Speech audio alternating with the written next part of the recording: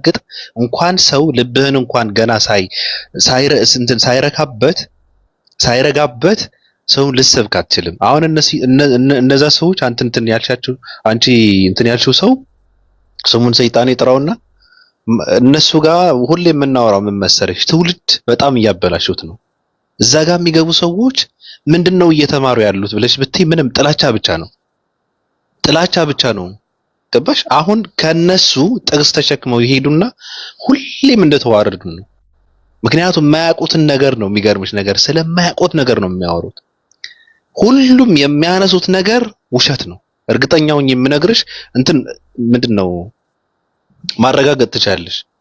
የሚያወሩትን እንደምንም ብለሽ ጎግል አድርገሽ እኔ ብዙ ጊዜ ነው ያረጋገጥኩት። የሚገርምሽ ነገር ስለማያውቁት ነገር ነው የሚያወሩትና ትውልዱ በጣም እየተበላሸ ነው። አንድ ክርስቲያን ቁጭ አድርገ ሙስሊምን እንዴት መጥላት እንዳለበት፣ ሙስሊም እንዴት መሳደብ እንዳለበት፣ እስልምና እንዴት ማቋሸሽ እንዳለበት እያስተማርክ ከሆነ የምትውለው ክርስትና እያጠፋው እንጂ እያለማው አይደለም። ክርስትና የሚስፋፋው በክርስትና አስተምሮ ነው አይደል? ያ እኮ ክርስትና አስተምሮ ደግሞ ትውልዱ ክርስትናን አስተምረህ ክርስትና እንዲያስተምር ካላደረግከው አንድ ሰው እስልምና ውሸት ነው በሚል ስብከት ክርስትና ሊያስፋፋ አይችልም። ትውልዱም እያስተማሩ ያሉት ከመጽሐፍ ቅዱስ አራርቀው ማለት ነው። እስልምና ውሸት ነው፣ ነብዩ መሐመድ ነብይ አይደለም፣ ሐሰተኛ ነብይ ነው እያሉ ማለት ነው። ስለማያውቁት ይሄ ነው እያስተማሩት ያሉት ትውልዱ ማለት ነው። ከመጽሐፍ ቅዱስ ነጣጥለው ሆድና ጀርባ ሆነው ጥያቄ ብትጠይቂያቸው ጥቅስ ብትጠይቂያቸው አያውቁም ስለ መጽሐፍ ቅዱስ። አያሳዝንም? እሱ እኮ ነው የሚገርመኝ። ከባድ ነው ጥላቻ በዚህ ደረጃ ላንዱ ለምን እኔ በቃ ለምንድን ዋይ ነው የምለው ሁል ጊዜ። ለምን በዚህ ደረጃ ዲፕሊ ጥላቻ ዋይ ላለው ነው አይገባኝም።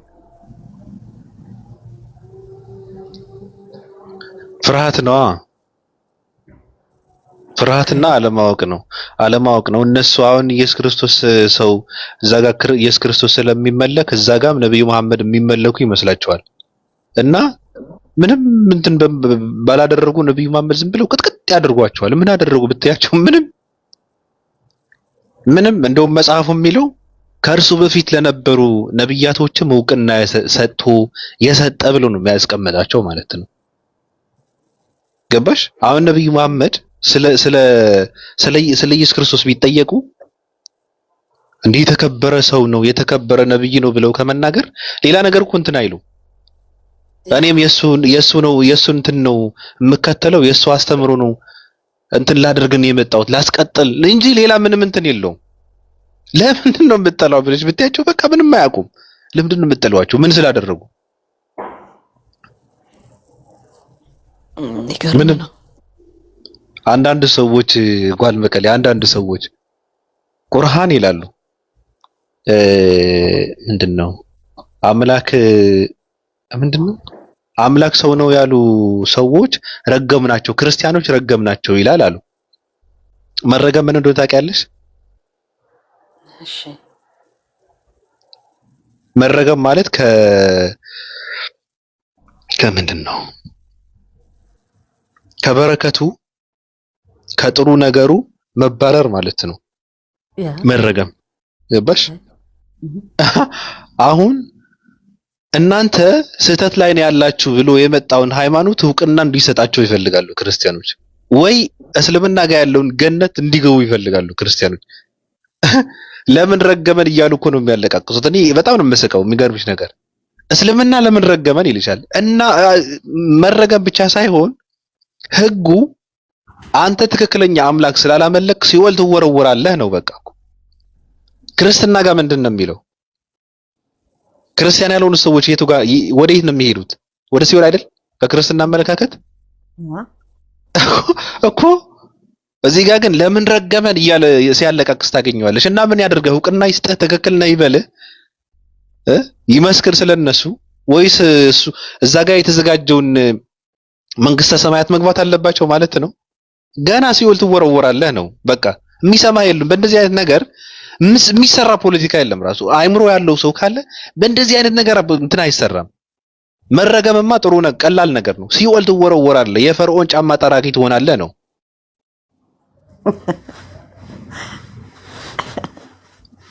ከባድ ነው። ለምን ረገምናቸው ይልጃል።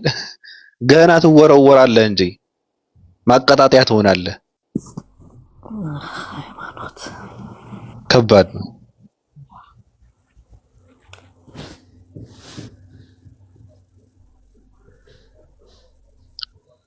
እና እነዚህ ሰዎች የሚገርምሽ ነገር ከክርስትናም ሆድና ጀርባ ናቸው። ንጽጽር የሚባለው ነገር ለነሱ ሚስጥር ነው። አሁን ቅድም ስሙ ሰይጣን የጠራው ያነሳችው ሰውዬ ጠጅቱ ብሬ ትባላለች። ጠጅቱ ብሬ ነው ትክክለኛ ስሟ። እነሱ ንጽጽር ለነሱ ሚስጥር ነው። ምንም የሚያውቁት ነገር የለም። እስልምና ባህር ነው ለነሱ ባህር ነው። የሙስሊሞችን መርከብ ላይ ወጥተው እንትን ካላሉ በቃ ሰምጠው ይቀራሉ። ምንም የሚያውቁት ነገር የለም። منو زعلان من الناس منو انا بس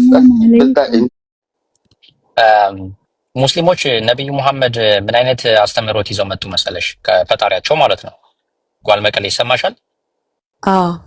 ማለት ወገኖች በተቃራኒ ወገኖች ያሉ እስልምናን ምን ስላደረገን የምትጠሉት ተብለው ቢጠየቁ ምን ምክንያት ያቀርባሉ? አሁን ለምሳሌ እኛ ሙስሊሞች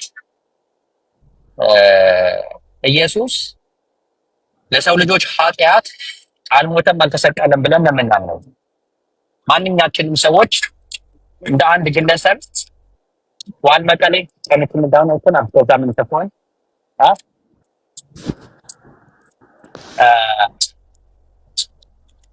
አንቺ ኃጢአት ብትሰሪ ለዛ ኃጢአት ማን ነው መክፈል ያለበት? አንቺ ነሽ መክፈል ያለሽበት ነው የምንለው የኛ አቋም ማለት ነው። ጓል መቀሌ መክፈል ያለበት ጓል መቀሌ ነች እንጂ ለአንቺ ሌላ ሰው ሊከፍልልሽ ሊሞትልሽ ደግሞ ሊፈስልሽ አይገባም ነው። በነፍስ ወከፍ ያንዳንዳችን ለራሳችን ሪስፖንሲቢሊቲ እንሆን የእስልምና አቋም ነው። የተከበረው ኢየሱስ ለማንም መክፈል የለበትም። ገዝተት አይደለም ይሄ ሲጀመር እሱ ከፍሎልኛል ብለሽ አሁን ሞቶልኛል መስዋዕት ሆኖልኛል ብለሽ እንደፈለግሽ መሆን ትችያለሽ እንዴ? የእሱ ክፍያ እንደፈለግሽ መሆን መቻል ነበረብሽ አይደል እንዴ? አክቹዋሊ ከሞተልኝ ያው በቃ ኦልሬዲ ተከፍሎልኛል። ስለዚህ ኦልሬዲ ነፃ ሆኛለሁ። ቢከንቢ ተከፈለልሽ ነው። እንደፈለግሽ መሆን መቻል አለብሽ። ያ እንደፈለግሽ የተከፈለልሽ ነገር እንደፈለግሽ እንድትሆኝ የማያደርግሽ ከሆነ ምን ጥቅም አለው? ምኑ ነው የተከፈለልሽ ታዲያ? እኛ ግን እያንዳንዱ ሰው በነፍስ ወከፍ ሪስፖንሲብል ይሆን ነው። ለራሱ ጥፋት ራሱ ይከተል ነው። ኢየሱስን እኮ ገደሉት፣ ሰቀሉት፣ ደሙን አፈሰሱት የሚሉት እኮ ጠላቶቹ የእሱ ጠላቶች ናቸው አይደል እንዴ የገደሉት? እኛ ደግሞ እነሱ ጠላቶቹ አልገደሉትም፣ አልሰቀሉትም፣ አልገረፉትም፣ ጫፉን አልደረሱበትም። ነገር ግን ወገኖች ምን አደረጉ? ኢቭን ጠላቶቹ ናቸው የሚባሉት ገድለውት ብለው ያን መገደሉን ደግሞ ምን አደረጉ? ለሰው ልጆች ኃጢአት ማስተሰሪያ ነው ብለው ይዘው መጡ። ሌላ ካርድ መዘዙት ያለ ይሄን ነው እኛ እየተቃወምን ያለ ነው። እንዴት ነው በጠላቶቹ የተገደለው ማንነት ለእኔና ለአንቺ ኃጢአት ማስተሰሪያ ነው ሊባል የሚችለው? ገዳዮቹ ጠላቶች ሆነው እያሉ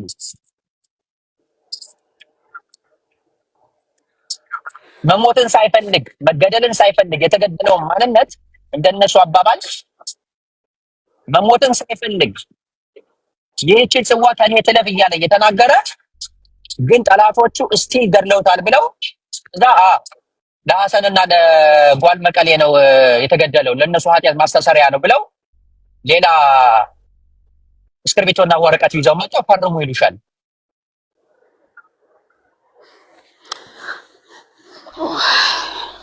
እዛ ላይ ደግሞ ካልፈረድሽ ደግሞ አንቺ አይ ትጠየቂያለሽ። ነገ ዝሙት ብትሰሪ ብታፈሺ ትጠየቂያለሽ። ለምን ኢየሱስ ይከፍሎልኛል ብለሽ ስላልፈረምሽ ይሉሻል። ስለማመንሽበት በሱ ክፍያ ስለማመንሽበት። ምን አይነት ሎጂክ ነው?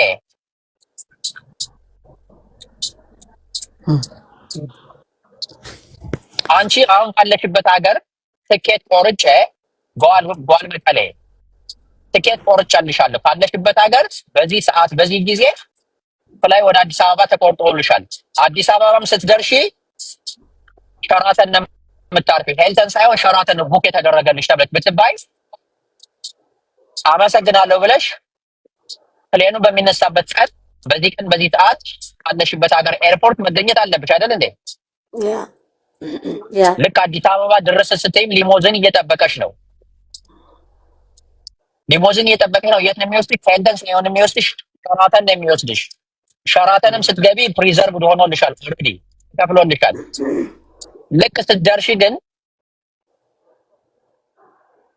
የኤቲኤም ማሽን አምጥተው ለአንድ ቀን ሌሊት 3500 ብር ነው ብለው ክፈይ ብለው ሲሉሽ አይ እንዴ ተከፍሎልኝ እኮ ነው ሪዘርቭ ተደርጎልኝ ነው የመጣሁ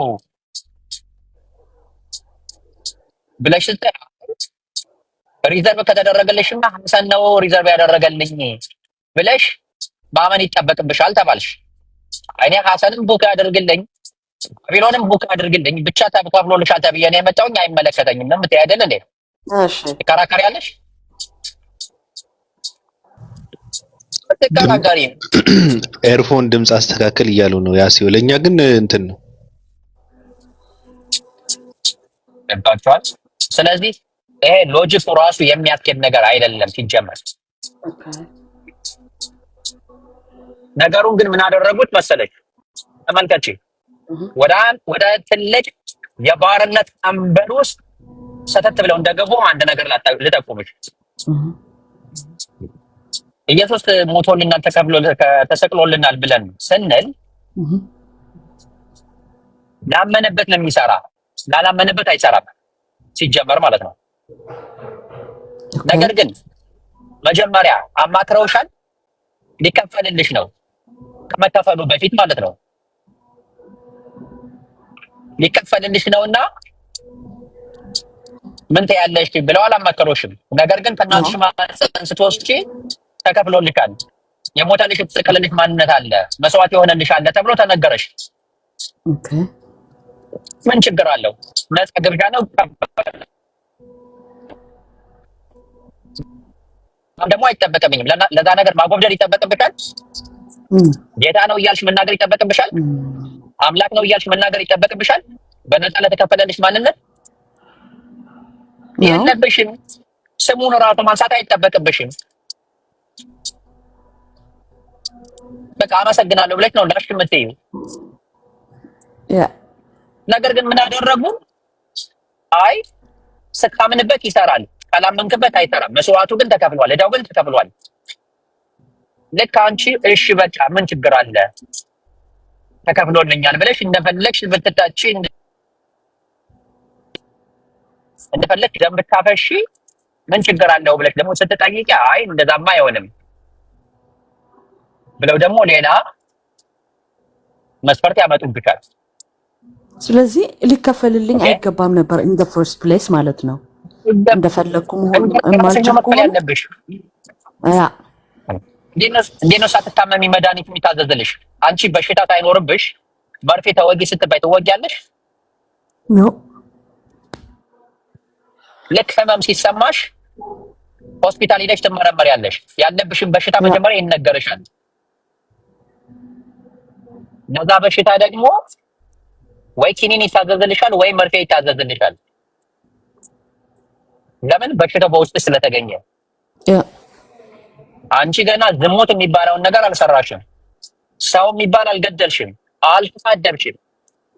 ገና ኃጢአት የሚባለው ነገር ሳይነካሽ እንዴት ነው ተከፍሎልሻል የሚባለው? ድርጊቱን ሳትፈጽሚ እኛ እያልን ያለነው እራሳችሁን ቻሉ ነው። ኃጢአት ከሰራችሁ ለዛ ኃጢአታችሁ ለመክፈል ተዘጋጁ ነው። መልካም ነገር ደግሞ ከሰራችሁ ለዛ መልካም ስራ ለመሸለም ተዘጋጁ ነው።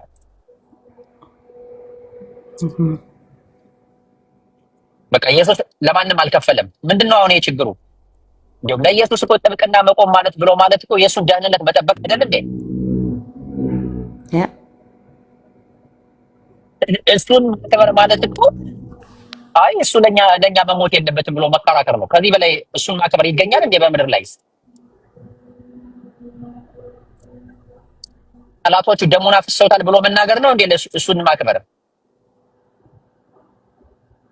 እንዴት እንደዛ ይሆናል?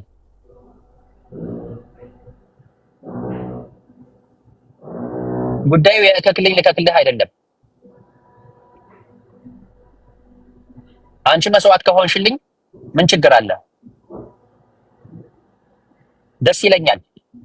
እኔ ሐሰን እኔ አንተ ወንጀል ሰርተሃል እኔ ልክፈልልህ ብለሽ መጥቼ አማከርሽ አመሰግናለሁ በጸጋ። እንደውም እኔ በጣም ጨንቆኝ ነበረ።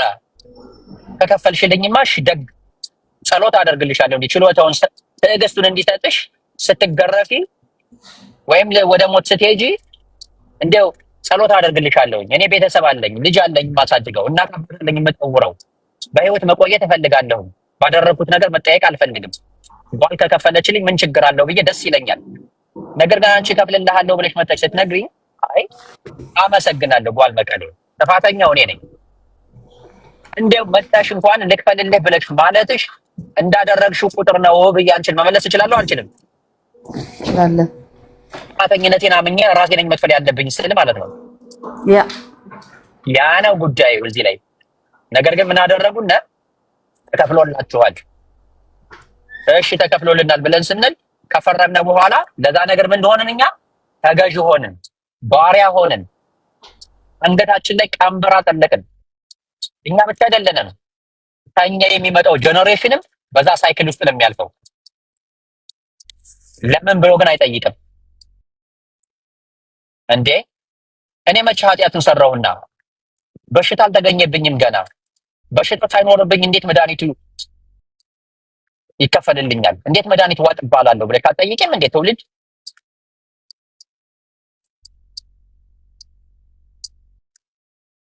እስልምናን የሚጠሉበት አንድም ምክንያት የላቸውም፣ የራሳቸው ስሜት እንጂ። ኢየሱስን እኛ እንወደዋለን፣ እንደ አይናችን ብሌን ነው የምናየው። ዝንብ እንኳን እንዲያርፍበት አንፈቅድም። ዝንብ ታውቂያለሽ? በእኛ የተነሳ እሱ ላይ ዝንብ እንዲያርፍበት አንፈልግም። ይሄን ያክል እንወደዋለን፣ እናከብረዋለን። ለራሳችን ኃጢአት እኛ ራሳችንን መክፈል እንችላለን ብለን የምንንቀሳቀስ ሰዎች ነን። የተከበረ ነብይ ነው።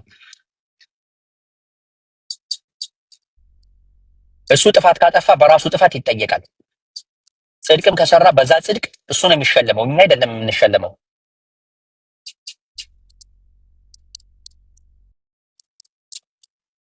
አንድ ሰው እኮ በኃጢአቱ ትጠየቅባታለህ ሲባል ነው ኃጢአትን አለመስራት ላይ የሚተወው። ትገረፋለህ ሲባል ነው። ጓንታናሞ እስር ቤት ትወረወራለህ ሲባል ነው አሸባሪ መሆንን የሚሰጋውና የሚፈራው አይደል እንዴ?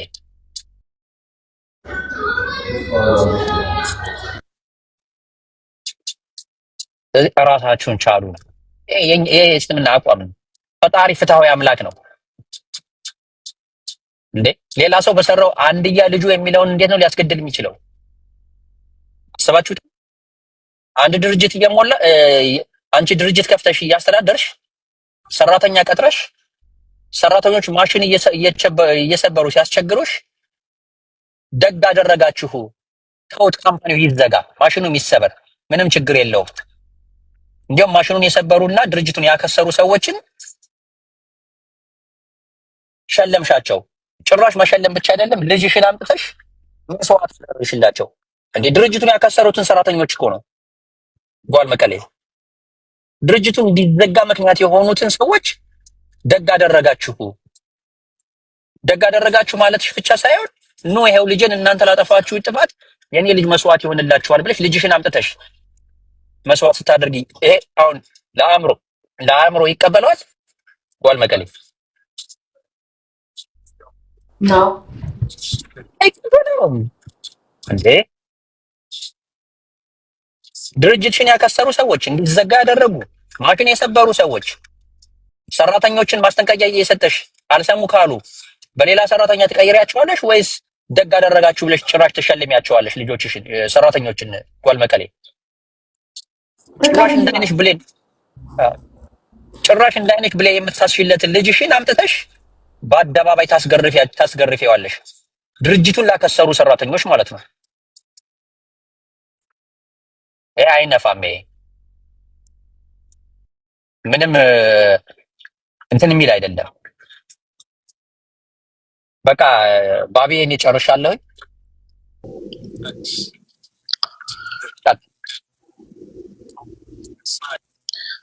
እሺ ያሲው እናመሰግናለን። ሳራ እንዴት ነሽ? ከአሁን በኋላ ሁሉም ሰው ሁሉም የሚያስማማ ይመስለኛል በነገራችን ላይና ኢየሱስ ጌታ ነው ከተባለ በቃ ብርቱ ነብይ በስራና በቃል ብርቱ ስለነበረው ስለ ነብይ ኢየሱስ ስለሚል መጽሐፉ ብርቱ ነብይ መባል አለበት። ኢየሱስ ክርስቶስ ስሙ ሲነሳ ብርቱ ነብይ መባል አለበት። ብርቱ ስለነበረው ስለ ነብይ ኢየሱስ ነው መባል ያለበት። መጽሐፉ እንደሚለው ኢየሱስ ጌታ ነው የሚባለው ነገር ሰው መቀበል የለበትም። በቃ ብርቱ ነብይ ወደሚል ተቀይረዋል። ካሁን በኋላ ኢየሱስ ጌታ ነው በኢየሱስ ስም ከተባለ በየትኛው በብርቱ ነብይ ምናምን ነው ማለት ያለበት ሰው። ሳራ እንዴት ነሽ? ወይ ሰላም ነው። እንዴት አደራችሁ? እንዴት ነሽ? አለሁኝ። ሰላም ነው አለሁኝ። ደህና ነኝ። እኔና አንቺ ፍቅር ብንመሰርት ምን ይመስልሻል? እንደው ደስ ይለኛል። ደስ ይለኛል። አሪፍ ነው። አሪፍ ነው። አዎ አይ ሰምተው የሆነ መርዝ ሰጠው ካልገደሉሽ አንዳንድ ሰዎች አሉ ከታች አሪፍ ነው ይመሰረታል። ኧረ እኔ የትኛውም መርዝ መጥቶ እኔን አይገለኝም። ትክክል። እንዴት ነሽ ታዲያ? ደህና ነኝ። ደህና ነኝ። ሰላም ነው? ደህና ነኝ። ፈጣሪ ይመስገን። የተጻፈልሽን መድኃኒት ወሰድሽ ወይስ?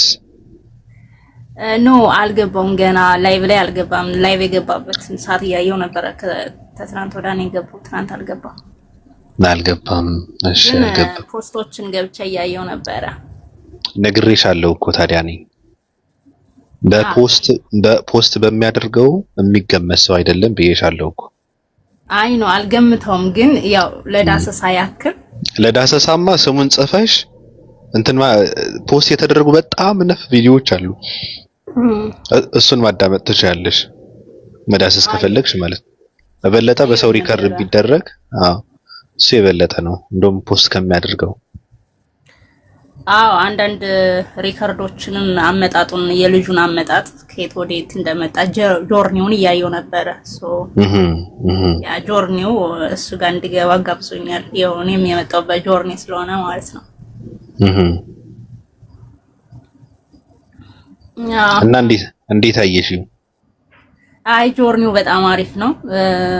ክሊር የሆነ መልስ እኔን ኮንፊውዚንግ ያደረገኝ ግራ ያጋባኝን የኔ ብቻ ሳይሆን የብዙዎችን መልስ ይሰጣል ብዬ አስባለሁ። እኔም ያን ነው ኤክስፔክት ማረጋው ማለት ነው። ኤክሳይትድ ሆኛለሁ። እስቲ ታስገባኝ ብዙ ሰው ይኖራል ብዬ አስባለሁና መልሱን አገኛለሁ ብዬ አስባለሁ። ብዙ ሰው ይኖራል፣ ግን ምንድነው የምታደርጊው? እዚህ ጋር ሰው እየሰማ ስላለ ላይቭ ሲገባ እሱ አስገቧት ተብሎ በኮመንት እንዲጻፍ ስምሽን መቀየር የለብሽም። አሁን ሀረግ በሚል ነበር የተያዘውና ሳራ ወደሚል ተቀይሯል አይደል? እንግዲህ አልቀይረውም። ይሄን ሳራ የሚለውን ሳትቀይሪ በኮመንት ጥያቄ አለኝ ብለሽ ከጻፍሽ ሁሉም ሰው እንትን ይለዋል። ከዛ ያስገባሻል። ራሱ ብዙም እንትን አይደለም፣ ትሁት ሰው ነው። አይቼዋለሁ። ትሁት ነው። ብዙ ሪከርዶችን ኢቭን እቺ ቀይዋ ልጅ ራሱ ገብታ እዛ ቤት አይቻታለሁ እና በጣም ትሁት ነው። አንደርስታንድ ያደርጋል። የመጣንበት ጆርኒ ስለሚያውቅ አንደርስታንድ ያደርጋል።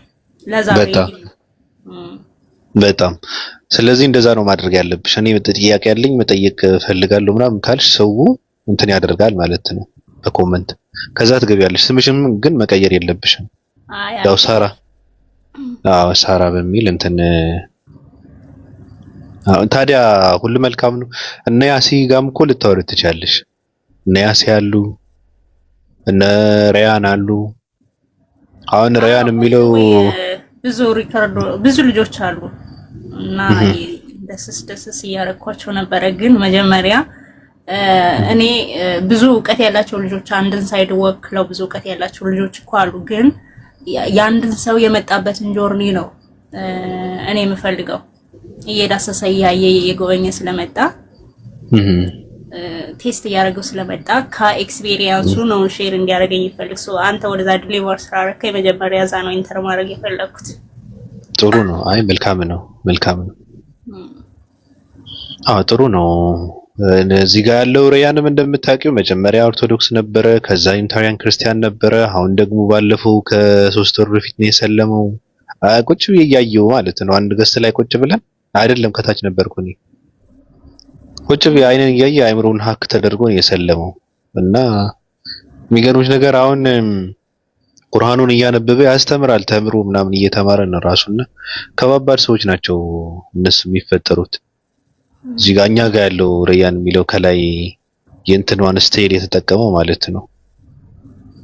ኦኬ አሁንም አንድ ጥያቄ ነበር መጠየቅ እችላለሁ? ማንን? እናንተ። አሁን ማንን? 665ዎችን፣ ሙስሊሞችን፣ ክርስቲያኖችን? አይ ባይ ዘ ዌይ ወንድሜ ሐሰን ኤክስፒሪየንስ ያደርግ በጣም ተመችቶኝ ነበር እና በሱ ዙሪያ እኔም ክሊር እንዲሆንልኝ አይ ኖ መልሱን እዛ አገኛለሁ። ግን እኔ አሁን ብዙዎቹ ኮንፊውዚንግ ሲያደርጋቸው እንደኔ አንድ አይነት ጥያቄ ይኖራል ብዬ የምስማማበት ምንድነው፣ እኔ ኢየሱስ ክርስቶስን በጣም ነው የምወደው። አካል ነው ብዬ አላምንም፣ መንፈስ ነው ብዬ ነው የማምነው ማለት ነው፣ በእኔ እንትን ማለት ነው። እና አሁን ልጁ ኤክስፒሪየንስ ሲያደርግ ምንድነው እንዴት መቼ ኃጢአት ሰርተናል? አሁን በእኛ በክርስቲያን አስተምሮ ማለት ኦርቶዶክስ እና ክርስቲያን ኢየሱስ ክርስቶስ የሰራውን መስዋዕትነት ስለ ኢየሱስ አምላክነት በአንድ ሳይድ ነው የሚያምኑት ማለት ነው። እኔ ደግሞ ኢቭን በባይብል አላምንም ማለት ነው። ምክንያቱም ሁሉም ስለ ኢየሱስ ክርስቶስ በዛ ጋር ያለው ባይብል ስለ ኢየሱስ ክርስቶስ ሞተ፣ መጣ፣ ቃል ነበረ፣ ከማርያም ተወለደ፣ ያለ ወንድ ተወለደ፣ ቃል ስጋ ሆነ፣ ከዛ ሞተ፣ ተሰቀለ፣ ሄደ፣ ተመቃብር ተነሳ ምናምን የሚለው ኮንፊውዝ ይሆንብኛል። አሁን እወደዋለሁ እኮ ኢየሱስን እወደዋለሁ፣ ግን እንዴት በመጀመሪያ መቼ የሰራ ነው ኃጢአት ነው? ከዛ ሲቀጥል ደግሞ እንዴት አንድ ሰው ያለ ወንድ እንዴት ሊወለድ ይችላል? ከዛ ደግሞ እንዴት ለኔ ኃጢአት ሊሞት ይችላል? በቃ ምንም እውቀት ባይኖርህ ማይንድህን ራሱ ጠይቀህ በቃ ኮንፊውዝ የምትሆንበት ነገር ነው ማለት ነው። እና እንዴት ለኔ ኃጢአት ሰው ሊሞትልኝ ይችላል? በምን እርግጠኛ ልሁን? ለኔ ኃጢአት እንዴት ሙቶ ደግሞ መቃብር ተቀብሮ ደግሞ እንዴት ሊነሳ ይችላል? ሰው የሆነ ሰው እንዴት ይሄ ጥያቄ አይፈጥርበትም? መልእክተኛ ነው ግን ስለኔ ኃጢአት ሊሞት አይችልም። መንፈስ ነው ያልሽው መጀመሪያ ሳሪ? በመጀመሪያ እኔ ኢየሱስ ክርስቶስ በእስልምና ማስተምረው ምንድነው ኢየሱስ ነብይ ነው ይስማማለሁ። ተዩ በክርስትናም ነብይ ነው እኮ ተዩ፣ እሱ ግድ የለሽም። በክርስትናም ነብይ ነው ግን መንፈስ ነው ያልሽው? ቆይ አንዴ ክሊር አድርገው ማለት ነው። ሰው በእናንተ ማስተምሮ ኢየሱስ ነብይ ነው አርጓል ደግሞ ይመጣል ብላችሁ ኤክስፔክት ታደርጋላችሁ። ኢየሱስ ይመጣል አዘይነው ዘዴ ይመጣል ብላችሁ በሙስሊም አስተምሮ ይታመናል ኢየሱስ ይመጣል ተብሎ። እሺ በሙስሊሞች በሙስሊሞች ማለት ነው። ኦኬ ሶ ይሄ ነብይ በምድር ላይ ነበረ፣ ሰው ነበረ።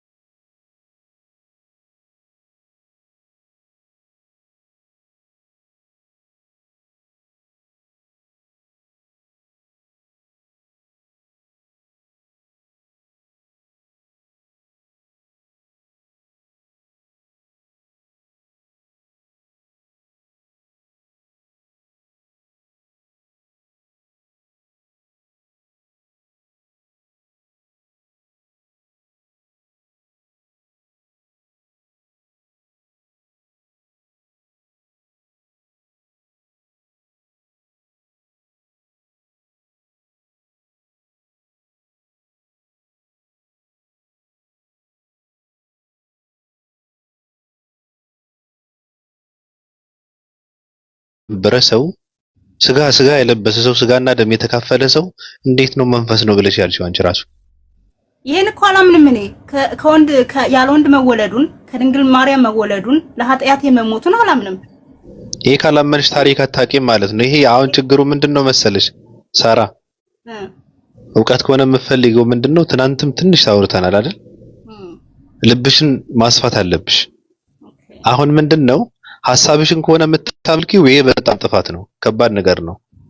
አይ አምልኮና ሃይማኖት እምነት የሚባለውን ነገር እዛ ጋር ትንሽ መቋደስ እፈልጋለሁ መረዳት እፈልጋለሁ የምትይ ከሆነ ካንቺ ከራስሽ ካንቺ ያንቺ ወለድ ከሆኑ ሐሳቦችና አመለካከቶችን መውጣት አለብሽ። መጀመሪያ ፈጣሪ ፈጣሪ ምንድነው የፈጣሪ ማንነት በአንቺ አመለካከት የሆነ ቦታ ላይ ቁጭ አድርገሽ ይሄ ነው ፈጣሪ ብለሽ የምትይ ከሆነ እሱ ያንቺ ነው። ገባሽ? ፈጣሪ ግን ራሱን የገለጸበት አገላለጽ አለ። ገብቶሻል? አሁን ኢየሱስ ክርስቶስ መንፈስ ነው ብሎ የሚያምን ሰው ዓለም ላይ እንኳን እኮ የለም። ሃይማኖት የሌለው ሰውም እንኳን ኢየሱስ ክርስቶስ መንፈስ ነው ብሎ አያምንም። ገብቶሻል? ታሪክ ማንበብ አለብሽ። ይሄ ኢየሱስ ማለት እስራኤል ምድር ላይ የተወለደ አንድ እስራኤላዊ ሰው ከድንግል ማርያም ማህፀን የተወለደ ሰው እንጂ መንፈስ ሆኖ አያውቅም። እንዴት ነው መንፈስ ያልሽው አንቺ? ከየት አመጣሽው በለኝ። ከየት አመጣሽው? አስተምሯችን እንዴ አብ ወልድ መንፈስ ቅዱስ እኮ መንፈስ ቅዱስ ነው። ኢየሱስ መንፈስ ነው ብለን ነው የምናምነው በአስተምሯችን። ኢየሱስ መንፈስ ነው እንዴ? ተረጋግ እንጂ ሳሪ። መንፈስ ቅዱስ ራሱን የቻለ መንፈስ ቅዱስ ነው። ኢየሱስ ክርስቶስ ስጋ ለበሰ፣ ስጋና ደም ከድንግል ማርያም የተካፈለ ነው። አብ ደግሞ እግዚአብሔር አብ ነው። ከየት ነው ኢየሱስ ክርስቶስ መንፈስ ቅዱስ ነው ብለሽ የምታምኚው? የትኛው እምነት ጋር ነው ያለው? የለም እኮ እንደዚህ አይነት ነገር የለም። አይ የለምማ አትበል። የለም የለም። መንፈስ ቅዱስ አንዱ አካል ነው፣ ራሱን የቻለ አካል ነው፣ ሌላ ነው። ኢየሱስ ክርስቶስ ደግሞ ያ ከድንግል ማርያም ስጋ ለብሶ የተወለደው ሰው ነው። እግዚአብሔር አምላክ ደግሞ እግዚአብሔር መንፈስ ነው፣ በመንፈስ ሊመለክ የሚገባው የሚባለው ማንም ሰው አልሰማውም አላየውም የሚባለው በመጽሐፍ ቅዱስ አብ እሱ ነው መንፈስ የሚባለው። መንፈስ ቅዱስም አብ መንፈስ ቢሆንም አብ ወልድ መንፈስ ቅዱስ እኮ አንድ ናቸው። አንድነት ሶስትነት፣ ዞሮ እኮ ኢየሱስ አንድነት ሶስትነት ከሆነ እግዚአብሔር ማለት ኢየሱስ ነው፣ ኢየሱስ ማለት መንፈስ ቅዱስ ነው። ሶስቱ አንድ ይሆናሉ። ዞሮ መንፈስ ናቸው። አካላት በስላሴ ታምኛለሽ? በስላሴ በሶስትነት አላምንም፣ ግን በአንድ በሶስትነት አይደለም። በሶስትነት ካላመንሽ ታዲያ እንዴት አድርገሽ ነው እግዚአብሔር አብና መንፈስ ቅዱስና እግዚአብሔር ምንድነው ኢየሱስ ክርስቶስ ወልድ እንዴት አድርገሽ ነው የሆነ ቦታ ላይ ጨፍልቀሽ እንትን የምታደርጋቸው? አይደሉም። ኢየሱስ ክርስቶስ ማለት ስጋ የለበሰ ከሰው የተወለደ ሰው የሆነ ሰው ነው። ገባሽ? መንፈስ ቅዱስ ደግሞ ራሱ የቻለ አካል ነው። አብ ደግሞ ራሱ የቻለ አካል ነው። እነዚህ ናቸው አንድም ሶስትም የሚባሉት። ከእንደዚህ አይነት አመለካከትና የወደቀ ፍልስፍና የሻገተ ትርክት ወጥተን ይሄ ለፈጣሪ አይገባውም በሶስት ከፋፍለን ማንነቱን ቁጭ አድርገን ስጋ ለበሰ መንፈስ ነው፣ እዚህ ጋር ደግሞ እንትን ነው፣ እዚህ ጋር ይታያል አይታይም እያል ከምንወናበድ እኛን የፈጠረ አምላክ ብለን ነው ማምለክ ያለብን ብለን ትናንት እኮ ስናወራ ነበረ ስለሱ። አሁን አዲስ እንትን ያመጣሽው ምንድነው? ኢየሱስ ክርስቶስ መንፈስ ነው የሚል ያንቺ ነው። አዲስ ነው የሰማሁት እኔ። ኖ አዲስ አይደለም። ትናንትና ስለተቋረጠ ነው። አሁን እኔ እኮ ትናንትና ራሱ ስለ መንፈስ ቅዱስ ነው እናንተ ስንከራከር አንዱ ልጅ የሆነ ኦርቶዶክስ ልጅ ስለ ያደረገ ልጅ ገባና እሱ አቋረጠን። ከዛ ደግሞ ወደ ሌላ ዲስከሽን ይሄር ማለት ነው። ስቲል ዊ ዲድንት ፊኒሽ አባውት መንፈስ። ሶ ምንድነው ያልኩህ እኔ እንደውም ሌላ እምነቶችን ማልቆይበት ምክንያት የመንፈስ ቅዱስ እንቅስቃሴ የለም። እኔ ደግሞ አንድ አምላክ አለ፣ እሱም መንፈስ ነው፣ መገኛውን በልቤ ነው። ሙስሊሞች ጋር መንፈስ ቅዱስ የለም። አንድ አምላክ በማመናቸው እኔ አግሪ ያደርጋለሁ፣ ግን እነሱ ጋር መንፈስ ቅዱስ የለም። ሶ መንፈስ ቅዱስ ሆኖ አምላክ መንፈስ ታልሆነ በልባቸው ታልተገኘ ታዲያ መገኛው የት ነው እያልኩ ነበር እኮ። አንቺ በልቤ ውስጥ አለ ብለሽ የምትይው የአንቺ ሐሳብ ነው። ራስሽን ነው እያመለክሽ ያለሽው እንጂ ፈጣሪን አይደለም። ገብቶሻል? መንፈስ እነሱ ጋር መንፈስ ቅዱስ አለ የለም እነሱ ይመልሱልሽ። አለ የለም የሚለው ነገር አንቺ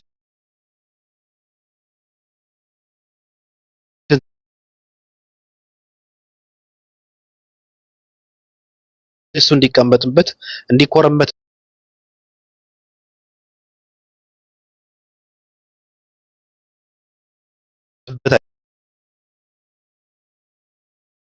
አንቺ ምኞት ነው። እሱን ከሆነ እያመለክሽ ያለሽው ፈጣሪን ሳይሆን ፍላጎትሽን ነው። ገብቶሻል? ለፈጣሪ የሰጠሽውን ቦታ በአንቺ ውስጥ ማለት ነው። እሱን ነው እያመለክሽ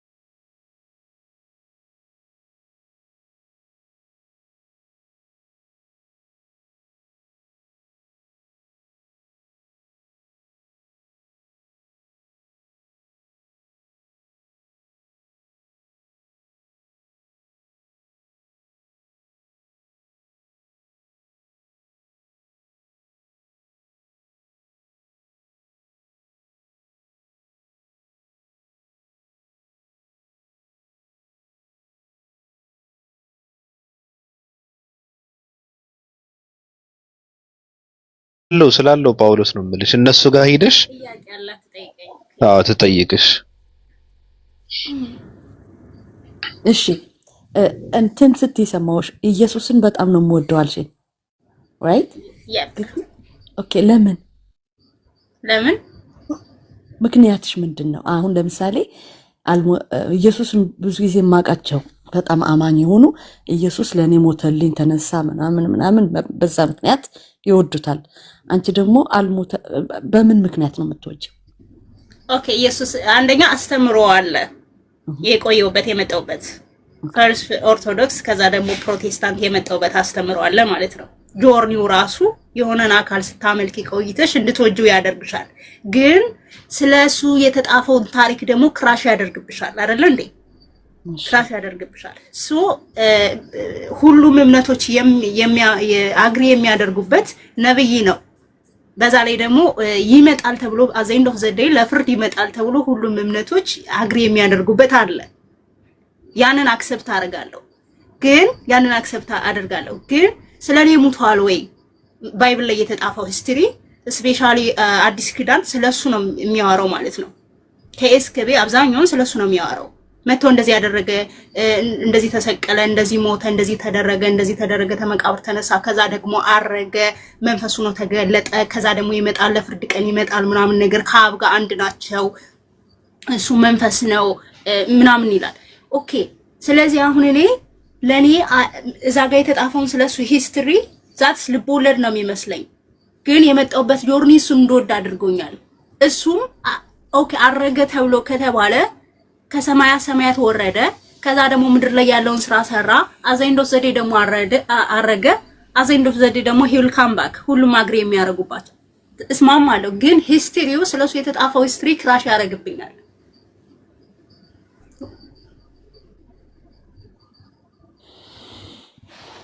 ለምሳሌ ኮልጁ ኤክስፕሌንስ ያደርግልሽ ነበረ። ለምሳሌ አንቺ ስለሰራሽው ኃጢያት ወይ ደግሞ ያንቺ የካምፓኒ ልጆች ስለሰሩት ኃጢያት በምን ነው ያንቺን ልጆች ደሽ መስዋዕት የምታደርጊው? ፌር ይሆናል ወይ ነው? እኔም እንደሱ አይነት ጥያቄ ነው የፈጠረብኝ። አለበለዚያ ፌር ይሆናል ብዬ ታልኩኝ ባይብል የሚለውን በጭፉን መቀበል አለብኝ። ጭፉን አይደለም ኦፕን ማይንድ ነኝ እንዴት ማለት ካለብኝ ደግሞ ማንም ጥፎ የሰጠውን መጣፍ መቀበል የለብኝም። እንዲህ ሊሆን ኢትስ ኢምፖሲብል ማለት አለብኝ። ሃይምሮ ተተጠራጠረ ማለት ነው። አክሰፕት ማድረግ ታልቻለ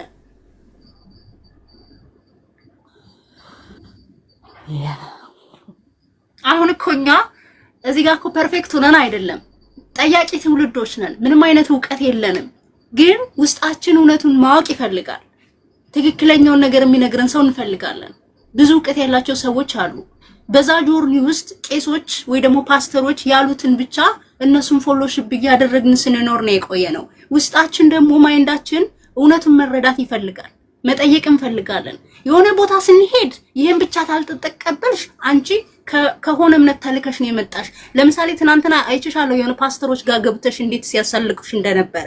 ከነሱ የማይጠበቅ ንግግር። ትክክለኛውን እውነት መናገር ሲፈልጉ የተሸናፊነት ስሜት ይሰማቸዋል።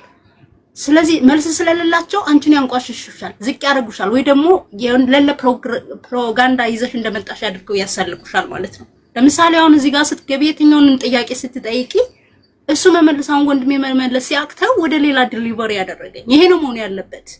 ትክክል እውነቱን የሚጠይቅ ትውልድ አለ፣ ግን ስንሄድ እድል አይሰጠንም። ስንጠይቅ መልእክተኛ ናችሁ እንባላለን። መልስ ሲያጡ ይሰድቡናል፣ እንደውም ይስቃሉ። ትናንትና አይተሽ ነበር አይደል? እንደውም አፕሪሺየት እያደረኩሽ ነበር። እነሱ በዛ እድሜያቸው ሲሳደቡ ኢቭን ፎቶሽን ሁሉ በዛ ልክ አድርገው ቴንክ ዩ ያልሽ ፖዚቲቭ ወይ ስትመልሽላቸው ነበር። ኢቭን ሶሻል ሚዲያ አጠቃቀም አያውቁም ጭራሽ ማለት ነው። መልስ ተለላቸው ወደ ስድብ ነው የሚገለበጡት። ወይ ደግሞ ከነሱ ጋር አግሪ ማድረግ ሳትፈልጊ የነሱን ሐሳብ አግሪ ማድረግ አለብሽ ማለት ነው።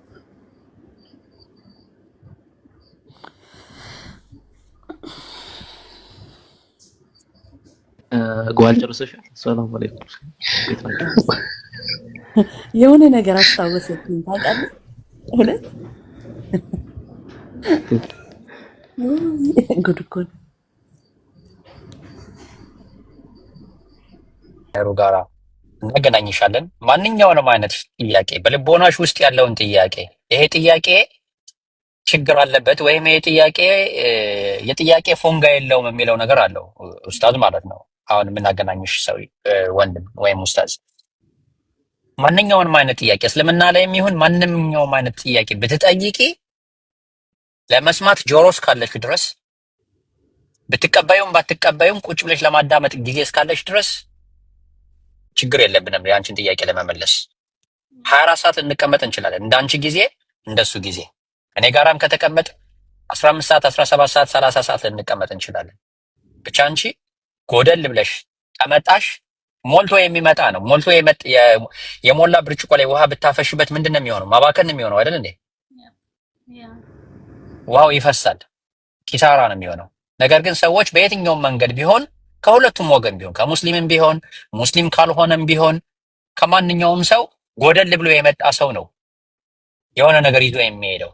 ያን ይዞ የሰማውን ነገር ደግሞ በዛ ዕለት መቀበል አይጠበቅበትም። ልክ ወስደሽ አንሰላስይዋለሽ እቤትሽ ቁጭ ብለሽ ተጋድመሽ ምናምን እንዴ እንደዚህ አይነት ነገር አለ እንዴ በዚህ መልኩ ይረዱታል እንዴ ብለሽ ከጣመሽና ከጣፈጥሽ በሚቀጥለው ቀመጠሽ አይ ይሄ ነገር ተስማምቶኛል በልቼው እንኳን አልረበሸኝም አላቅለሸለሸኝም አላስታወከኝም ትያለሽ። አይ ካስታወከሽና ካቅለሸለሸሽ ደግሞ ይሄን ነገርማ እንዴት መንፈስ የራሱ አልወደደውም አፒታይት ራሱ አልተቀበለውም ብለሽ መጠሽ እንደገና መለሽ ትሰጪምናለሽ። እኛ ደግሞ እንቀበልሻለን ያለ እንድትቀበዩ ደግሞ በሌላ አይነት አሰራር ባርስቶ ልንሰራው እንችላለን፣ ባልጫ ልንሰራው እንችላለን፣ ወይ በርበሬው በዝቶበታል እሱ ደግሞ ቀነስ አድርገን ደግሞ እንሞክርሻለን። እሺ አዎ እሺ። ይኸው ምን አለ መሰለ ጥያቄ ማበዛው ሰዎቹ ስለነገሩኝ ብቻ ኦኬ ያ ነው ትክክል ብዬ የውስጤ ፕሮግራም ውስጤ ላይ ፕሮግራም ለብዙ አመታት ፕሮግራም የተደረገው ነገር ጥያቄው ነው ሳይወጣ ለዘላለም ፕራክቲስ አድርገው የቆየት ነገር ሳይወጣ ሌሎች በሚሉኝ ብቻ ፕሮግራም በፕሮግራም መጫን አልፈልግም። ጥያቄን አውጥቼ ተናግሬ ለዛ ነገር መልስ ፈልጋለሁ። በቃ ትክክለኛው መርፌ ለህመምሽ እኮ ትክክለኛውን መርፌ ትክክለኛውን በሽታ ከዶክተር እንኳን አማርጠን አይደል እንደምንሄደው ስፔሻሊስት እንደዚህ አይነት ስፔሻሊስት አለ ተብለን ስንጠቆም ሄደን ያንን ስፔሻሊስት ዋጋው እንኳን ውድ ቢሆንም እዛ ዶክተር ነው ሄደን የምንታከመው ራይት። እኔ ከአሁን በፊት 2 ስፔሻሊስት አንድ ህመም ታመሜ 2-3 ስፔሻሊስት ሂጃ እናግሬያለሁኝ። ለምን? ትክክለኛውን ነገር ሰምቼ ትክክለኛውን መድኃኒት እንዲሰጠኝ ስለምፈልግ። በመጀመሪያው ዶክተር እንትን ብሎ ያመመኝን ነገር አይ አንተ እንደዚህ ነው የሚያስፈልግ ብሎ መድኃኒት ቢሰጠኝና ያን መድኃኒት ጭራሽ በሽታውን ቢያባብሰው ምንድነው የሚሆነው? ችግር ነው የሚሆነው አይደል እንዴ? ግን 2-3 ዶክተር ሄዳለሁ። አሁንም ደግሞ አንቺ ከ2-3 ቦታ ሄደሽ ከ2-3 ቦታ የዘገንሽውን ነገር ከራስሽ ጋራ አውጥተሽ አውርደሽ የተስማማሽን ይሄ ተስማምቶኛል ብለሽ አንቺ መንገድ ተሻላምደሽ ትውጪዋለሽ። የሰው ልጅ እኮ ሰውነቱን የሚያበላሸውን ነገር ምግብ እንኳን አማርጠን አይደል እንደምንበለው ያደረ ምግብ እንበላለን። በቤታችን ሰርተነው ፍሪጅ አስገብተነው በሚቀጥለው ጧት እንበላዋለን የምንለውን ያተረፍነው ምግብ ፍሪጅ ውስጥ ገብቶ ካላደረ ጧት ከተነስተን እንጸየፈዋለን አይደል እንዴ? ከእምነትም ካስተምህሮም በዛ መልኩ መሆን አለበት። አርተሽ ለአእምሮሽ የተመቸሽ ለልቦናሽ ያልጎረበጠሽን ነገር መያዝ መቀበል ያንቺ ፈንታ ነው። ነፍስሽ ያንቺ ብቻ ናት። አንቺ ነፍስ ላይ የሚያዝ የለም። ግን እውነቱን እስክታገኝና አንቺ መንፈስሽ የሚረጋበትን እስክታገኝ ድረስ ሩጪ ፈልጊ። አሁን እኔም ኢንሻአላህ ታገኘዋለሽ። ተስፋ አለን እንደምታገኙ። ደግሞ አታጩም። አንዴ መጣሻል፣ መርፌ ተወግተሻል። ከዚህ በኋላ እንቅልፍ አተኝም ራሱ። እዚህ ብዙ ሰዎች አሉ እንቅልፍ የማይወስዳቸው ሰዎች አሉ፣ ማታ የሚዞሩ እውነቱን እስኪያገኙ ድረስ ማለት ነው። እውነትን ፍለጋ አሁን ለምሳሌ ድሮ ኦርቶዶክስ በነበርኩበት የኦርቶዶክስ ምዕመናን አያነቡም። ቢያነቡም ራሱ የትኛውን መጽሐፍ ነው የሚያነቡ? ጥንንጽ ወይ ስለ ማርያም ወይ ስለሆነ ጻድቃን ስለ እግዚአብሔር ሳይሆን ስለ ማርያም ታሪክ ስለሆነ ጻድቃን የተጻፈ ስለሆነ ምንድነው የሚለው ገድላት የተጻፈ ትንንሽ መጽሐፍ ቀይና በእንትን ያችነች የምትሰጣቸው ተደግማ ምናምን ነገር ያችን ራሱ ትራሳቸው ውስጥ እኔም ነበርኩበት ትራሳችን ውስጥ ነው የምናደርጋቸው እንጂ ምናምን ነገር አናነበውም። ግን በእምነታችን በጣም አክራሪ ነን በእምነታችን አውቀ ነው ሳይሆን ማለት ነው። ከዛ ያን ነገር ደግሞ አስጠላኝ መጣና ወደ ፕሮቴስታንት መጣው ምናምን ነገርና አገር ቤት በነበርኩበት ጊዜ አብሬ ወርሺፕ ምናምን ነገር አድርገና መጽሐፉ የሚለው ሌላ ነው፣ ተግባራቸው ሌላ ነው፣ አለባበሳቸው አይማርከኝም፣ ሂውማኒየር ብቻ ናቸው፣ ገላቸውን እንትን ብለው ነው የሚመጡ ምናምን ነገር፣ ቸርች ውስጥ ያለው ነገር ፕሮግራም ምናምን ነገር ሌላ ነው። ስለዚህ ያኔ ተግባራቸው ደግሞ ሌላ ነው። እሱን ስታይ በቃ እንትን ትላለህ፣ ትሸሻለህ። እስኪ አንድ ጥያቄ ልጠይቅሽ። እንግዲህ አብዛኛው እድሜሽን በኦርቶዶክስ ነው የገፋሽው አይደለ? ያ ኦፍ ኮርስ በእርግጠኝነት 98% 99% ማለት ይቻላል የኦርቶዶክስ እምነት ተከታይ ይሄንን ነገር አያውቀውም ብዬ በድፍረት እናገራለሁ። ትክክል፣ አያውቀውም። ጥያቄውን ልጠይቅሽና አንቺ ትናገሪያለሽ በዛ ቤት ውስጥ ስላለሽ። አዳም አትብላ የተባለውን ነገር በልቶ ኃጢአት ሰርቷል አይደል? በዘፍጥረት ላይ አለ። ኃጢአት ሰርቷል አትብላ የተባለውን ነገር በመብላቱ። ከዛ ኃጢአቱ እግዚአብሔር አዳም ተጸጽቶና ንስሐ ገብቶ ይቅር ብሎታል አላለውም ብለው ይናገራሉ አይናገሩም? ድገምልኝ ጥያቄውን። ከበለው በኋላ ኃጢአት ተሰራ በኋላ አዳም ተጸጽቶ ንስሐ ገብቶ እግዚአብሔር ይቅር ብሎታል የሚል አስተምሮ የለም አይደል? እኔ ባነብልሽሳ አዳም ንስሐ ገብቶ ይቅር ተብሏል። ኢየሱስ ክርስቶስ መሞት ለምን አስፈለገ? እሱን ነው የምነግርሽ። የኢየሱስ ክርስቶስ መሞትና መሰቀል መንገላታት ወይም ከፍሎልናል ማለት ተረት ተረት ይሆናል፣ ፊክሽን ይሆናል፣ ለሰው ልጆች እንዲልሱት የተዘጋጀ ካራሚላ መሆኑ ነው። ኦኬ ትውልዱ ግን ይሄን አያውቅም። 99% ይሄን መጽሐፍ አያነበው። እጃቸው ላይ አለ ግን አያነቡትም። አያነቡትም እኮ አናነበውም። እውቀቱ የለንም አልኩ እኮ። ሲጀመር ትክክለኛው መጽሐፍ ቅዱስ በየጊዜው አፕዴት ይደረጋል። ሲጀመር በኦርቶዶክስ ቤተ እምነት እኮ ሌላ ቋንቋ ነው፣ ግዕዝ እኮ ነው። ኑ ታምር እኮ ነው። በዛ እኮ ግዕዝ እኮ ነው። ግዕዝ የትኛው እንትን ይላል? መጽሐፈ መቃብያን ሳልስ ምዕራፍ 4 መጽሐፈ መቃብያን ሲባል ሰምተሽ ታውቂያለሽ? 80 አህድ ውስጥ ነው ያለው። እኔ አላውቅም። ገድላት ብቻ ነው የማውቀው። ተረት ነው የማውቀው። ተመልከች፣ አሁን ማነብልሽን ነገር ታዘቢ አንቺ። መጽሐፈ መቃብያን ምዕራፍ 4 መጽሐፈ መቃብያን ሳልስ ምዕራፍ 4 ጀምሮ አዳም ራሱ የተፈጠረበትን ምክንያት ራሱ ይናገራል። አዳም በዳቢሎስ ምትክ እንደተፈጠረ ታውቂያለሽ? አታውቂም? ነገሮች አያውቁም። አዳም አናውቅም። በዳቢሎስ መካድ ነው። እግዚአብሔር ዳቢሎስ ሲክድ እና ሲያምጽ የሚያመልከውን ምስጋናው እንዳይጓደል የሚያመልከውን አዳምን ፈጠረ። መመለክ ስለሚፈልግ እግዚአብሔር ማለት ነው። ላሳይሽ ባቢ፣ አንዴ በትልቁ ነው ይፈቀዳል አይደል ባቢ? ኧረ ተመልከቺ። ድገማት ከእንደገና ሐሰን፣ እኔም እንድማር በደንብ እስቲ ድገማት ከእንደገና መጀመሪያ ያልከት ፕሊዝ። እግዚአብሔር አዳምን የፈጠረበት ትልቁ ምክንያት እንዲመለክ ምስጋናው እንዳይጓደል ነው። ለምን? ዳቢሎስ ስለካደ ስላመፀ አዳምን ምን አደረገ? አዳምን ፈጠረው። ለምን? እንዲመለክ እግዚአብሔር የሚያመልከውን የሚያመሰግነውን አዳምን ፈጠረ። ይሄ ይታያቸዋል አይደል? አማርኛ 80 ያህሉ መጽሐፈ መቃብያን ተመልከች።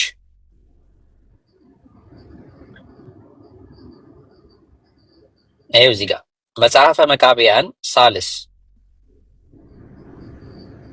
ምዕራፍ 4 ላይ ጀምሮ ነው ታሪኩ ያለው። እስኪ በጨረፍታ ላንብብልሽ እግዚአብሔር ለምን አዳምን እንደፈጠረው ማለት ነው። ጌታውም አዳምን ይቤዠው ዘንድ አለው፣ አንተንም ያሳፍርሃል፣ በጉንም ከተኩላ አፍ ያድነዋል። ነገር ግን አንተ የገዛሃቸውን ሰዎች ከአንተ ጋር ይዘህ ወደ ጥፋት ትሄዳለህ። የፈጣሪያቸውን የእግዚአብሔርን ሕግ የጠበቁ ግን የእርሱ ዕድል ፈንታ ያደርጋቸው ዘንድ የፈጣሪያቸውን የእግዚአብሔርን ሕግ እንዳንተ ካልተላለፉ ከቅዱሳን መላእክቱ ጋር ያመሰግኑት ዘንድ ከክፉ ስራ ከሰወራቸው ከፈጣሪያቸው ከእግዚአብሔር ጋር ደስ ይላቸዋል። አንተ ግን አለው ለዳቢሎስ ከመላእክቱ ጋር ታመሰግነው ዘንድ እንደ አንተ ካሉት ሁሉ ይልቅ መርጦ አሳይቼሻለሁ። ቪዲዮውን ልዝጋው። እሺ ላነባው ነው። እሺ እሺ። ኔትወርኩ እየተበላሸ ስለሆነ የአውስትራሊያ ኔትወርክ ባቢ ሊስቅ ነው እንግዲህ።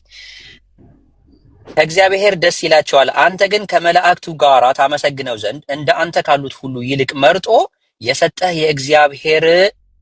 እግዚአብሔር በትዕቢትህ ከፍ ያለ ዙፋንን ነሳህ አለው ለዳቢሎስ።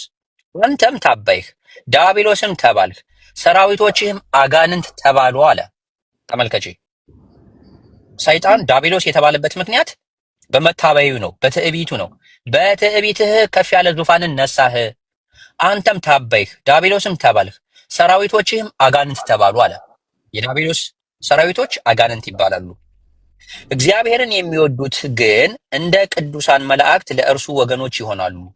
የሚያመሰግኑ ሱራፌልና ኪሩቤልም ክንፎቻቸውን ዘርግተው ያለማቋረጥ ያመሰግናሉ። ከሰራዊትህ ጋር ሁልጊዜ ታመሰግነው ዘንድ ምስጋናን በትዕቢትና በስንፍና አጠፋህ። እንደ አንተ ያለ መፍጠር የማይቻለው መስሎ፣ ተመልከች፣ አሁን አስተውይ።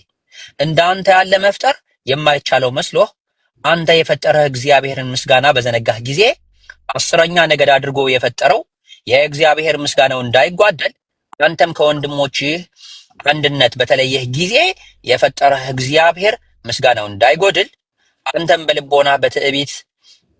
በልቦና ትዕቢት የፈጠረህ እግዚአብሔርን ምስጋና ቸል ባልህ ጊዜ እርሱም በተቆጣና በተዛበተብህ ጊዜ ከሰራዊቶችህም ጋራ በገሃነም እንቅጥቅጥ ባጋዘህ ጊዜ አለ። እቺን በቪዲዮ ላሳይሽ፣ ቢጫ ያደረኩበት ማለት ነው።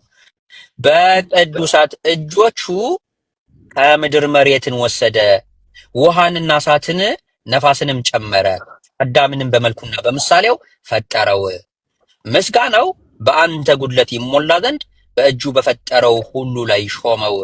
የመሬታዊው ምስጋና ከሰማያዊው ምስጋና ጋር ተጨመረ፣ ምስጋናቸውም እኩል ሆነ። አንተ ግን በትዕቢትና በአንገትህ መደንደን ተሰደድህ፣ ከፈጠረህ ከእግዚአብሔር ጌትነትም ወጥተህ ራስህን አጠፋህ። የእግዚአብሔርነቱ ምስጋና እንዳይጎድል እግዚአብሔር በፈቃዱ ምክር የሚያመሰግነውን ፈጥሯልና ምስጋናው እንዳይጎድል እወቅ። እርሱ ሳይደረግ ሁሉን ያውቃልና ትእዛዙንም እንደምታፈርስ ሳይፈጥርህ አወቀ። ዓለም ሳይፈጠር በእርሱ ዘንድ የተሰወረ ምክር ነበረና በካድኸው ጊዜ ባሪያው አዳምን በመልኩና በምሳሌው ፈጠረው እያለ ይናገራል። አሁን የተፈጠረበትን ዓላማና ኢላማውን ነገርኩሽ አይደለም? ይሄን አንብበሽው አስተምሮት መምህራኖች አስተምሮት ያውቃሉ ይሄንን ነገር በአደባባይ ሲጀመር ሞስት ኦፍ ዘ ታይም ገድላት ሰዎች እና የማርያም ታምራት ነው የሚነበቡት ከቤተ ክርስቲያን ውስጥ። ከዛ ቁጭ ብለን ከንፈራችን እንደዚህ መጠን ምናምን ነው የምንመለሰው። ኢቭን እንኳ ፕሮቴስታንቶች ትክክለኛው መጽሐፍ ቅዱስ ለምን አታስተምሩም እያሉ የሚጋጩት ለዛ ነው። ሲጀመር በቤተ ክርስቲያን ውስጥ ስለ ማርያም፣ ስለ አርሴማ ማርያም፣ ስለ ገድላት፣ ስለ ጻድቃን ነው ተረት ተረት የሚወራው። አሁን ደግሞ ሌሎች ፕሮቴስታንቶችና ሌሎች በ66ቱ ብቻ የሚያምኑ ሰዎች ይሄንን መጽሐፍ የማይቀበሉ ትልቁ ምክንያታቸው የኢየሱስን መሰቀልና የኢየሱስን መስዋዕት መሆን ገደል ስለሚከትባቸው ነው።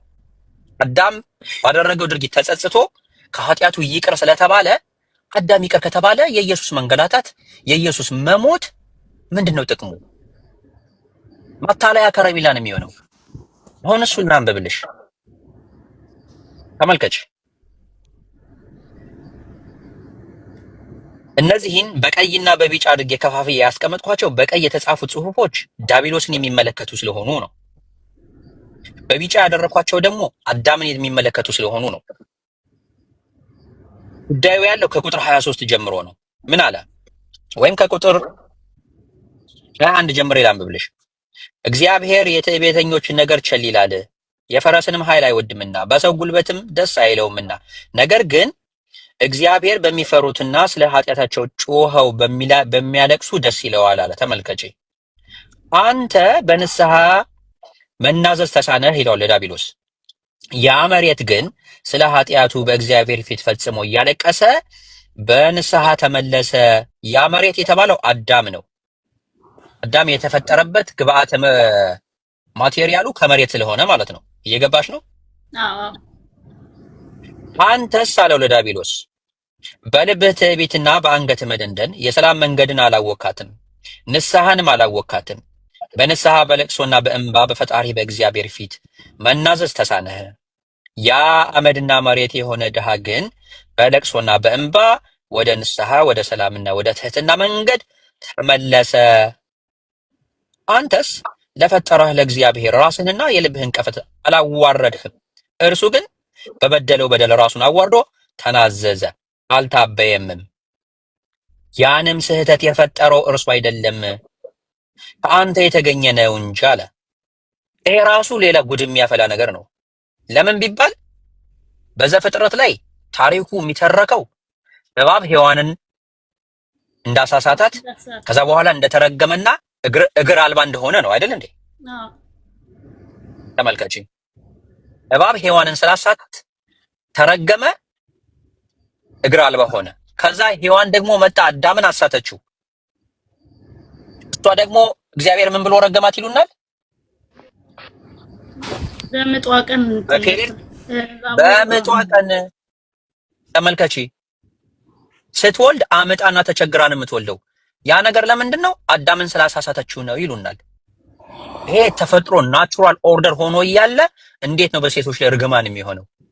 እኮ ይሄ እኮ ተፈጥሮ ነው። አንቺ ይሄ እኮ ተፈጥሮ ነው።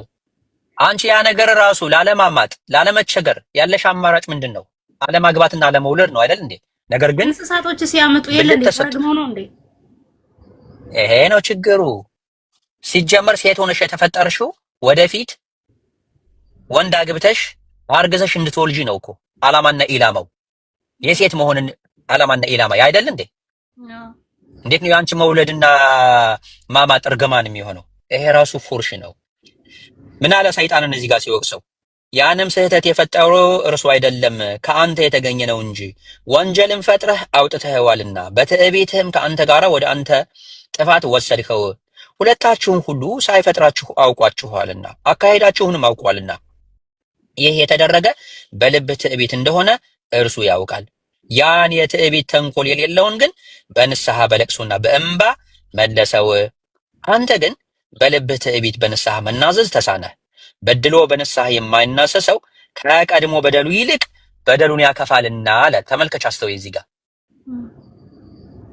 አንተ ግን በልብህ ትዕቢት በንስሐ መናዘዝ ተሳነህ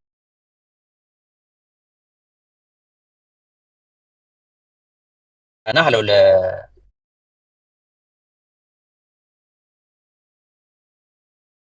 ለዳቢሎስ። በድሎ በንስሐ የማይናዘዝ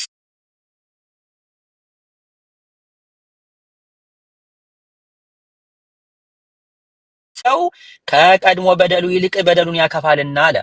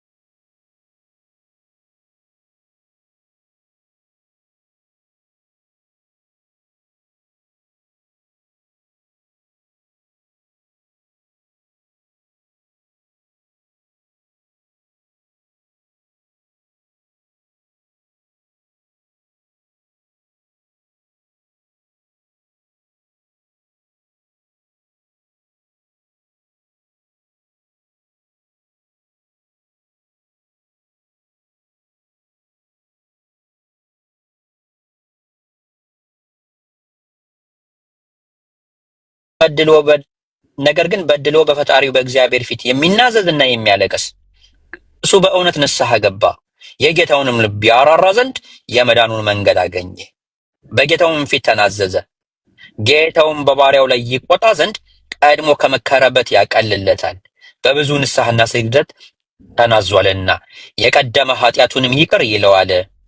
ወደ ቀደመ በደሉም ካልተመለሰ ይህንም ካደረገ ይህ ፍጹም ንስሐ ነው። አዳምስ ፈጣሪውን ማሰብና ለፈጣሪው መናዘዝን አልዘነጋም እንዴ? አልዘነጋም። ታዲያ እንደዚህ ማሰብና አልዘነጋም። አልዘነጋም። ታዲያ እንዴት ነው ይሄ ተጽፎ አዳም 900 ምናምን ዓመት ኖሮ ነው የሞተው አይደል እንዴ? በዘፍጥረት ታሪካ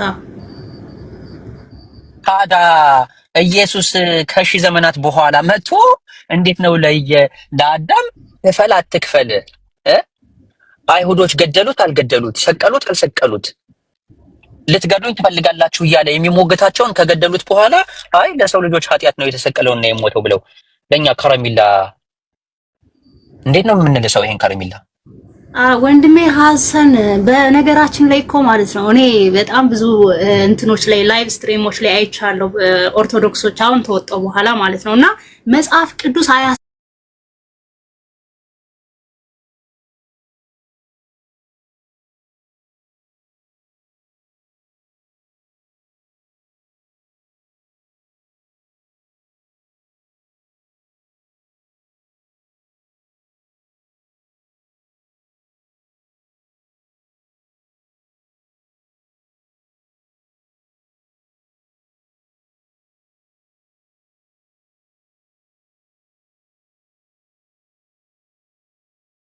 ሳያውቁ ቀርተው ሳይሆን ማለት ነው የኢጎ ጉዳይና የእንጀራ ጉዳይ ሆኖባቸው ነው።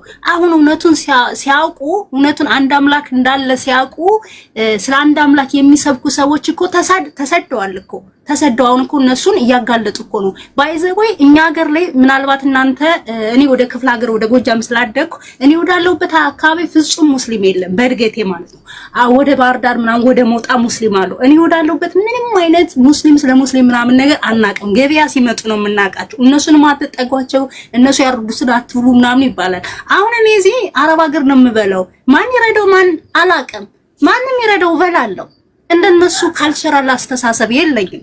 ስለዚህ አሁን እዛ ጋር ያሉ ቄሶች ከአመት እስከ አመት አያርሱም።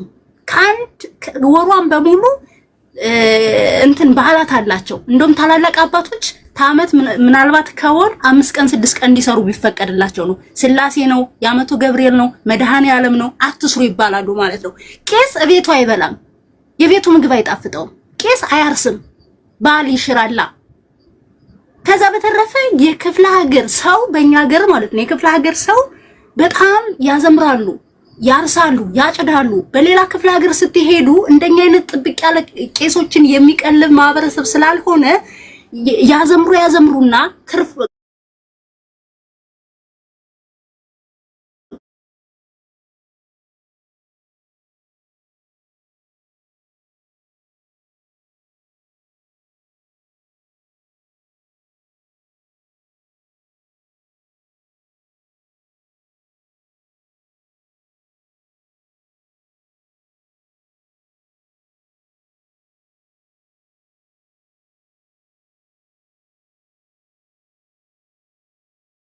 አው ከእምነቱ ጀርባ ህብረተሰቡን ምን ያክል እየበዘበዙት እንደሆነ አታውቁም።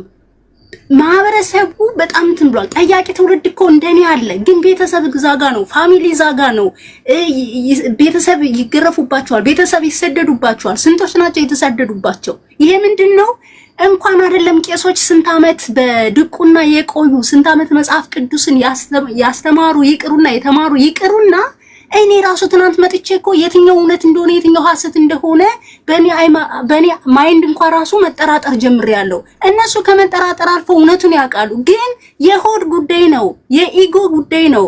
ልጆቻቸውን የሚያሳድጉ በመማማኑ እንትን ነው። ስጋ ደግሞ መጥፎ ነው። ስጋ የሚመቸውን ታገኘ ነቅነቅ አይልም። ስለነፍሱ they don't care። ስለዚህ የቄሶችን ፊት አይታችሁ ከሆነ እንደ ዘይት እንደ ቅቤ ነው የሚያቀልጠው። ይበላሉ፣ ይደገሳል። ምዕመናን መጽሐፍ ቅዱስ እንዲያነባ አይፈቀድለትም። እኛ ሀገር እኮ ጉድ ነው የምትሉ ጉድ ነው እኮ እኛ ሀገር በጣም እኮ ነው እኔ ሆትም ሆነ የምናደደው ማለት ነው። ከዛ ስለ ማርያም ስለ ገድላት ሲወራ ይኖርና ትንሽ ቤተክርስቲያን ሲሄዱ ምናምን ነገር ማለት ነው ስለ ማርያም ስለ ተረት ጥሩ ነገር እኮ ይናገራሉ። የሚገርመው ነገር እንደ ቀባ ለማድረግ ወጣቱ ማለት ነው ስለ ገድላት ስለ ተረት ሲያወሩ ይቆዩና ጥሩ ያኔ ወጣቱ የሳተ ነዋ። ወጣቱ የተሳሳተ በመጠጥ በዝሙት የወደቀ ስለሆነ እነዛን ሰዎች ቀባ ለማድረግ አትበድል አትስረቅ። ስለ ማርያም እኮ እዛ ጋር ሲሰብክ ቆይቷል። ውሸቱን ሲሞላ ይቆይና ትንሽ ወጣቱን ደግሞ መንፈሳዊ መስሎ ቀባ ለማድረግ ማለት ነው፣ የእግዚአብሔር ሰው መስሎ ቀባ ለማድረግ አትበድል፣ አትዘሙት ምናምን ይልና ቀባ ያደርግና ጻድቅ ይመስሉና ከዛ ደግሞ ግማሹ ጥላ ይዞ ሊለምን ይወጣል፣ በሰው በተቀመጠበት ማለት ነው። ከዛ ይሄ የምድን የክርስትና ስማቸው እየተነሳ ይሄን አርሴማ ይሄን አድርጋልኛለች ወልጭ አድርገው ህዝቡን ይዘርፋሉ። ወልጭ አድርገው ማለት ነው። ያችን ይገቡና ይከፋፈላሉ። በዛ ነው ልጆቻቸውን የሚያስተዳድሩ። እውነትን እኮ ያውቃሉ። እኔ ገረመኝ ማለት ነው። ድግምት ይሰራል ብዬ ያሰብኩ እኔ ከዛ ትውልድ ተፈጥሬ መጠራጠር ተጀመርኩ። በዚህ ልክ እንደዚህ እኔ ካዋረድኳቸው ጠያቂ ትውልድ ጠፍቶ ነው ወይ ነው? የትኛውን መጽሐፍ እየጣፉ ልቦለድ እየጣፉ ይሄንን አንብቡ ብለው ሲሰጧቸው ሲከትቧቸው ጠያቂ ትውልድ ጠፍቶ ነው ወይ ማለት ነው? ተደርጎባቸው ይሄ ድግምት የሚባለው እንዳያነቡ፣ እንዳይጠይቁ፣ እንዳይናገሩ ተደርጎባቸው እኮ ነው። ምዕመናኑ በጣም ተደርጎበታል እኛ ሀገር ላይ ያለው ማለት ነው። እናንተ እኮ ስለማታውቁ ነው። ምናልባት ይሄ ወደ ጎንደር ወደ ክፍለ ሀገር ምናምን ወደ ጎጃም ስለማትሄዱ ሊሆን ይችላል። እዚህ ጋር መጽሐፍ ቅዱስ ላይ ያለውን ብቻ ቁርአን ላይ ያለው መጽሐፍ ቅዱስ ላይ ያለውን ብቻ ክርክር ስለምታዩ ይሆናል። የቄሶች ጉድ እኮ ምንም አያልቁም ማለት ነው። ሰው ሞተ፣ እኔ እኮ ማለት ነው ሰው ሞተ፣ ሳልስት አለ፣ ማግስት አለ፣ 12 አለ፣ 30 አለ፣ 40 አለ፣ መንፈቅ አለ፣ አመታት አለ። ያ ሁሉ ለቄሶች እየተደገሰ ነው። ከሞተ በኋላ ደግሞ ይሄ እንደ ሰርግ እንትን የሚባል ነገር አለ። ይሄ ተስካር የሚባል ነገር አለ። ተስካር ግዴታ ነው። በቃ ሰርግ በእኛ ሀገር ግዴታ አይደለም። ተቻልክ ትደግሳለህ፣ በቁም እያለህ ማለት ነው። ከቻልክ ትደግሳለህ፣ ካልቻልክ ግዴታ የለብም። ያውን ዘመን ወጣት እንደውም በጣም ስማርት ስለሆነ ድምቅ ያለ ሰርግ ያን ያክል ብዙ እንትን የላቸው። ሰርግ ግን ተስካር ግን ግዴታ ነው። የሀገር ሽማግሌ የሀገር ቄሶች ተሰብስበው ኢቨን እኮ ቅዳሴ ተብሎ ዛጋ ይቆማል።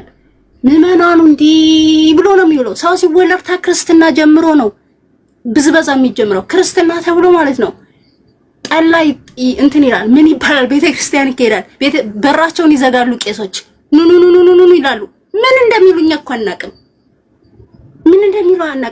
ውስጥ እየበሉ ይሁን እየተማከሩ ይሁን የዘረፉትን ብር እየቆጠሩ ይሁን ምን እየጠነቆሉ ይሁን እያፈዘዙ ይሁን አናውቅም። ቢያንስ ቅዳሴም ሆነ ግዝም ሆነ ትራንስሌት እየተደረገልን ወይ ደግሞ ሰው ሲሞት መቃብር ላይ እየተተረጎመልን ቢሆን እሰየው። ምን እንደሚሉ በምን እናውቃለን? ለምንድን ነው ህዝቡ የማይነቃ እኮ ነው የኔ ጥያቄ።